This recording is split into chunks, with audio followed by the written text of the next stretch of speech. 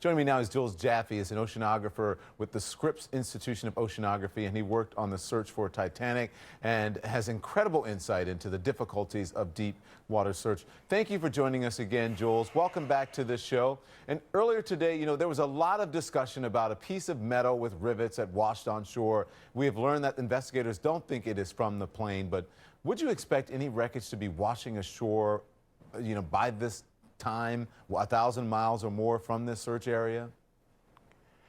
Well, Don, I think Mother Nature always has our surprise, and that's what we're kind of seeing happen in the last 10 days. I heard the argument that there was a cyclone about a month and a half ago, and if you look at the cyclones in the southern hemisphere, they're actually clockwise, and in principle that could have pushed some surface wreckage down, and then there's another current that might have pushed it back up. So I don't think that idea that the wreckage could have been there is entirely unreasonable. Sadly, of course, it isn't. So it couldn't have been discounted from the start. Let's talk about the Bluefin 21, Jules. It is now scanned more than 90% of the seabed search zone with no signs of the wreckage found. I mean, do you think that the plane is likely to be found in the last 10% of that area?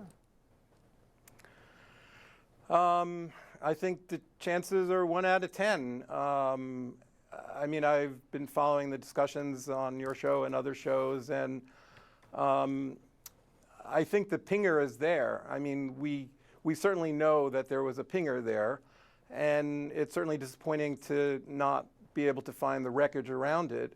So I guess it's sort of a crapshoot at this point. I really couldn't say. I'm hopeful that we would be able to find it, but I don't really know. So I have a question. I want to ask, this is a tweet, and it's from Don C., and it says, how much of the search area was too deep for Bluefin 21 to scan? When will AU release bathymetry-type maps? And I mean, I think that's a pretty good question that people have been asking, because I think the Bluefin 21 is not able to go as far down as the wreckage could be. That's, technical terms of a map there, but what do you make about the depths and what he says as it relates to the Bluefin? Yeah, so as you recall, on the first day, the Bluefin kind of depthed out. It wasn't able to go the full depth and probably triggered some weight or some other circuit to bring it to the surface. And these depth ratings of these underwater vehicles, of course, are conservatively established because we always like to have a margin of error.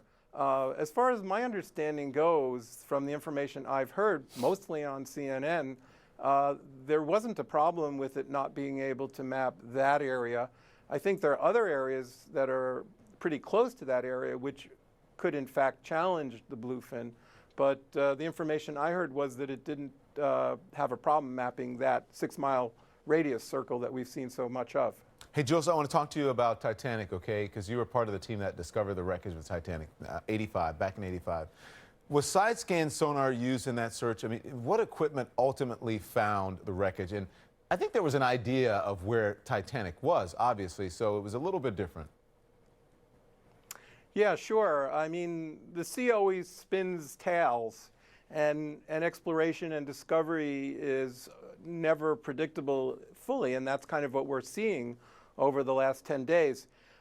In the case of Titanic, the original plan was similar to what we're seeing now, except we hadn't invented these underwater autonomous vehicles yet, like the Bluefin or the Remuses. And the idea was the French had this wonderful, deeply towed side scan that was developed mostly for geophysical exploration because Bob Ballard and his French colleagues were a bunch of geologists. And the idea was the French would map it out and cover a fairly large area. And unfortunately, for some reason, the story I heard as part of the team was that they had very early in their search seen something, but they thought the side scan wasn't quite functioning correctly, so they didn't really figure out where it was. And so now, 30 days later, Ballard gets on the Woods Hole ship and goes out with the Argo, which was essentially a towed video sled, and now has to look for Titanic without having contacts. So the idea is the sonar finds the contacts, and then we go back and check it out optically. Luckily, or cleverly, as you might imagine, within 3 days, they ran over a huge debris field. So you remember, Titanic, of course, was huge. Right. So there was a lot of stuff on the sea floor. And ultimately, on the third day, I believe, they ran over a 20-foot boiler, and they had a book, and there's sort of a famous scene where they looked it up. And so the sonar was involved in the search for Titanic, but the actual discovery, I think, was purely optical. And it's a wonderful story, and very luckily for Ballard. You said it was purely optical? Yes, sir. So then you think any sort of optical equipment would be better for the search for Flight 370? Well, not really, because we all imagined that the sonar would find us contacts. And if you think about the amount of area that you can see with sound, which is much more, the ocean's much more transparent to sound, and you can see with light. I mean, with an optical system, you're only seeing sort of half a basketball court or a quarter of a basketball court.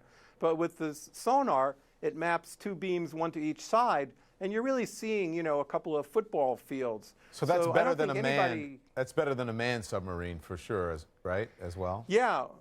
Well, of course. I mean, yes, it's better because in the manned submersible, you would be using your eyes, and the mapping rates would be slower, and you'd have to come up in 3 hours. So yes.